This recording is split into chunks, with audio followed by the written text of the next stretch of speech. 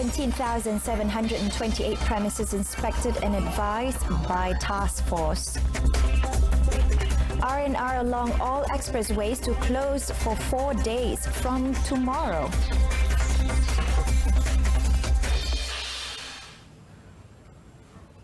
Thanks for choosing News on 2 with me, Renee Fong. Malaysia reported 45 more COVID-19 cases today, bringing the total number of COVID-19 infections in the country to 6,428, according to Health Director General Datuk Dr. Noor Hisham Abdullah. Out of the 45 cases, only one was an imported case, while the rest were local transmissions. Ingin dimaklumkan bahawa daripada 45 kes baru yang dilaporkan hari ini, satu kes import dilaporkan. Ini bermakna kes penularan tempatan adalah sebanyak 44 kes, di mana sebanyak satu kes telah dikesan dari kluster dan lokaliti di bawah Perintah Kawalan Pergerakan diperketatkan di kawasan Pasar Borong, Kuala Lumpur.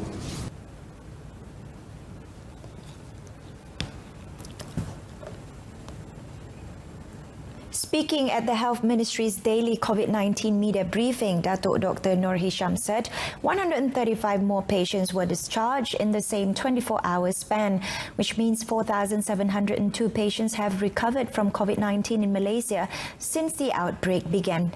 The COVID-19 recovery rate is now at 73.15% out of the total number of positive cases. There are only 1,619 active cases being treated at the country's health facilities at present. There are currently 22 patients being treated at intensive care units, ICU, with 9 on ventilator support. Datuk Dr. Noor Hisham also announced the fatality today, a 51-year-old man with a history of hypertension, diabetes and kidney disease, putting the death toll at 107. A total of 17,728 premises were inspected and have already been given advice and guidance. According to Senior Minister Datuk Sri Ismail Sabri Yaakob, some 1,057 supermarkets, 1,743 restaurants and 598 factories were inspected by the task force that was set up to ensure that the SOPs under the Conditional Movement Control Order CMCO are being adhered to at all times. Pemeriksaan juga dibuat di 325 terminal pengangkutan darat, terminal pengangkutan air dan 12 terminal pengangkutan udara. Pasukan Task Force Operasi PKP juga telah memeriksa sebanyak 9,259 kenderaan persendirian dan 1,145 kenderaan awam. Dan turut diperiksa adalah 546 pasar awam, 927 tempat ibadah, 298 tempat riadah dan 180 tapak binaan. Datuk Sri Ismail Sabri also reminded that there are 3 stages relating to the responsibilities of the task force, of which the first was to advise and provide guidance. The second stage is to issue warnings, while the third is to take legal action. The rest and recreation R&R areas on all expressways, including the eateries and surau, are closed for public use for 4 days beginning tomorrow. Datuk Sri Ismail Sabri said only the toilets at the R&R areas are allowed for use. Briefing reporters today, he said those travelling on long distance are advised to bring their own food as the food stalls are closed, and the authorities will also be at all the R&R to ensure compliance with the Standard Operating Procedure SOP of the Conditional Movement Control Order CMCO. Kalau perjalanannya terlampau jauh, mereka nak berhenti sekejap di R&R. Mereka boleh berhenti di R&R, tapi tidak boleh keluar dan berayau-ayau di kawasan R&R. Mereka mesti juga berada di dalam kereta masing-masing.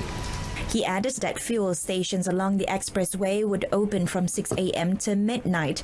Prior to this, the Royal Malaysia Police PDRM has released a 4-day interstate movement schedule for those who have applied to return home after being stranded at various locations following the enforcement of the Movement Control Order MCO last 18th March. Meanwhile, a total of 2,897 public and private university students will be sent home to their respective hometowns today. Datuk Sri Ismail Sabri said 8 flights are scheduled to fly home 2,297 students. They are students studying in Sabah, Sarawak and Peninsula. The other 600 will begin their journey home by road from the East Zone to South Zone and North Zone to Central Zone beginning midnight tonight.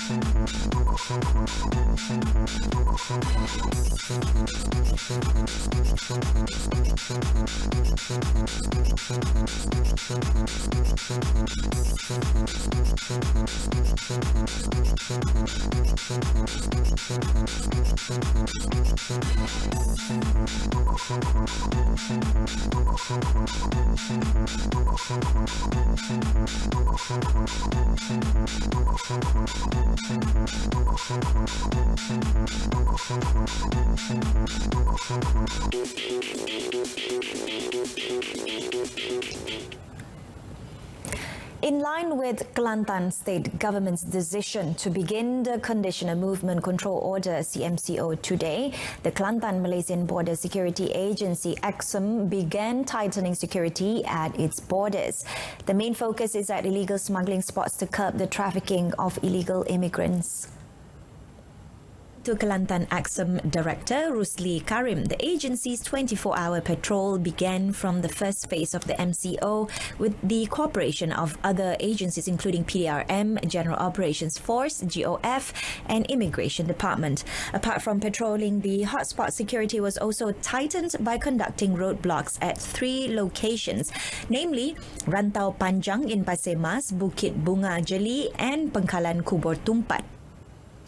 Tetapi kita juga perlu melihat di negeri-negeri lain di luar daripada Kelantan, di mana pada sebelum PKP dilaksanakan tempoh hari, kita melihat pergerakan besar-besaran warga Thailand dari Lembah Kelang, dari Johor balik ke Thailand melalui Rantau Panjang ataupun melalui Kelantan. Rantau Panjang, Bukit Bunga dan juga Pengkalan Kubur.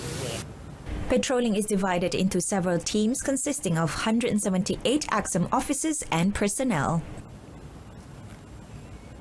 A total of 128,705 business premises, entertainment centres, wet markets, factories and construction sites have been inspected by the local authorities in Johor from 21st March until 3rd May. Johor State Exco Ayub Jamil in a statement said the inspection operation was done to ensure the economic industry and sector comply with the Movement Control Order. Elaborating further, Ayub said that based on the inspections made, the authorities also issued a total of 8,033 verbal warnings and 6,892 warning notices to the premises.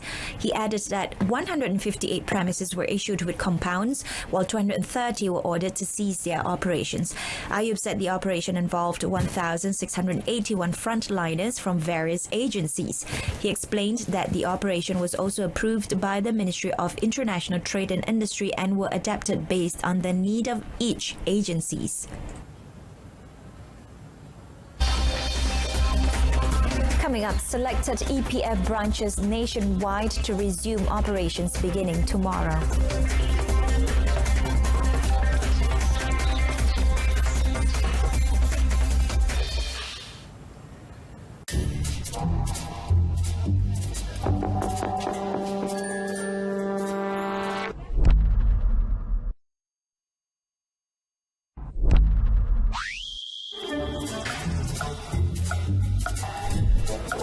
Rokok tak bagus kawan. Mari masuk, saya kasih air minum.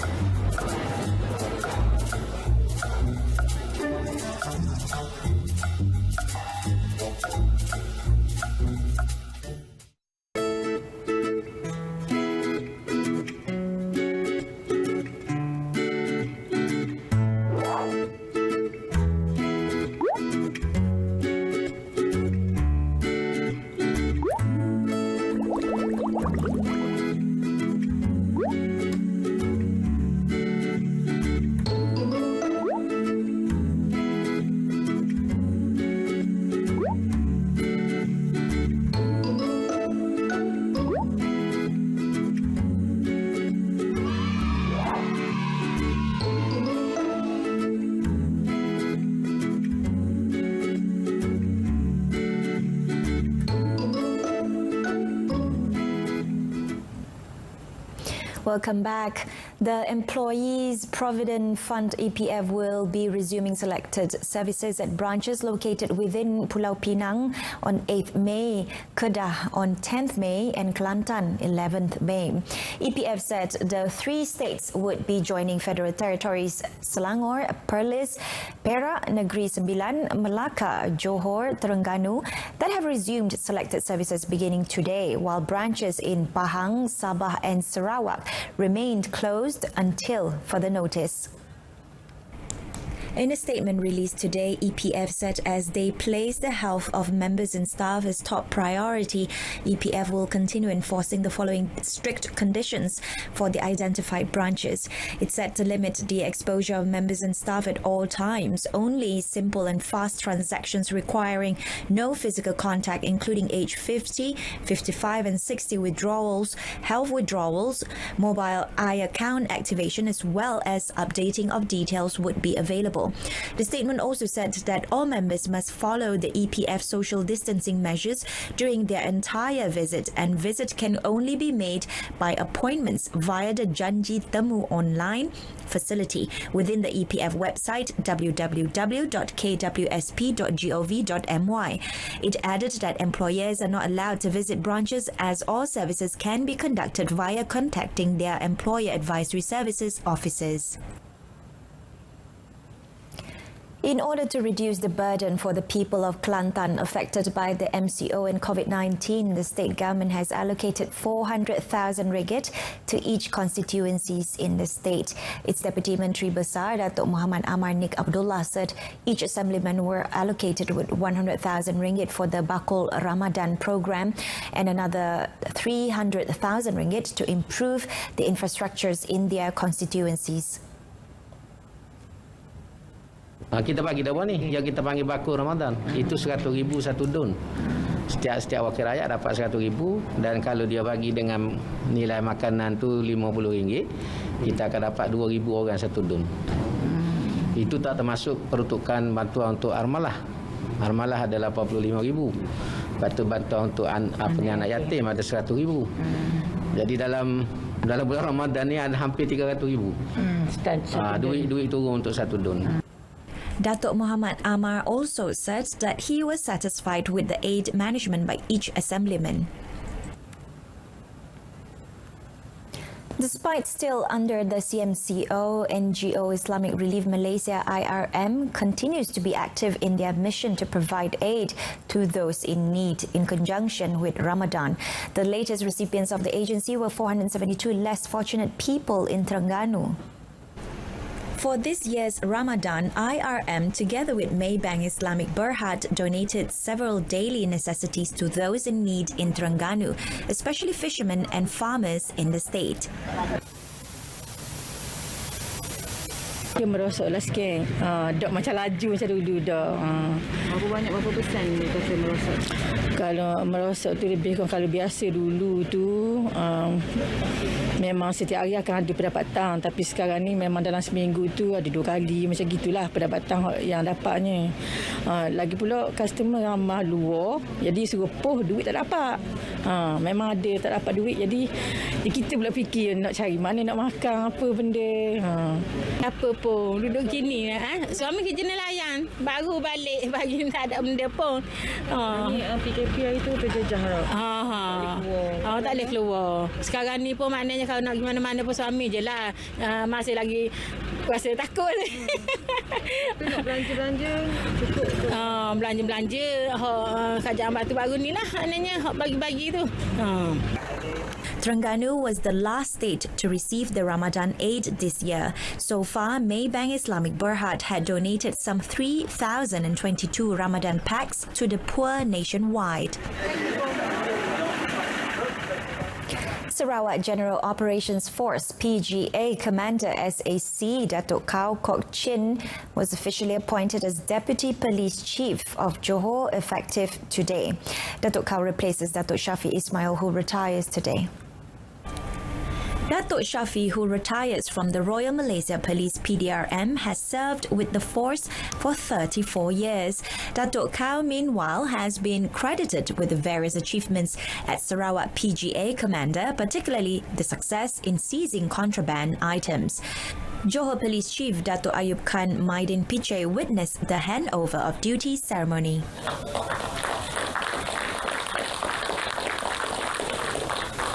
Majlis merakamkan jutaan kemenangan.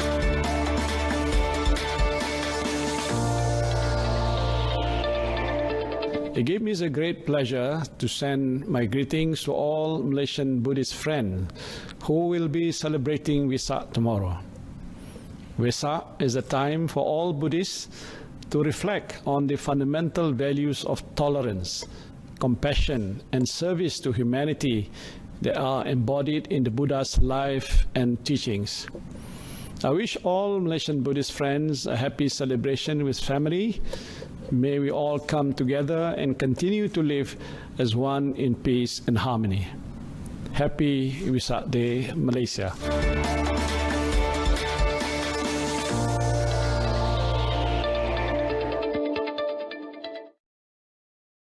This evening's news on 2. In our top story, 17,728 premises inspected and advised by task force. Join us again at 12:30 tomorrow afternoon for more updates. Don't forget to wash your hands regularly, practice social distancing, and most of all, let's adhere to the movement control order and just stay at home. I'm Renee Fong. Thanks for watching and have a pleasant evening.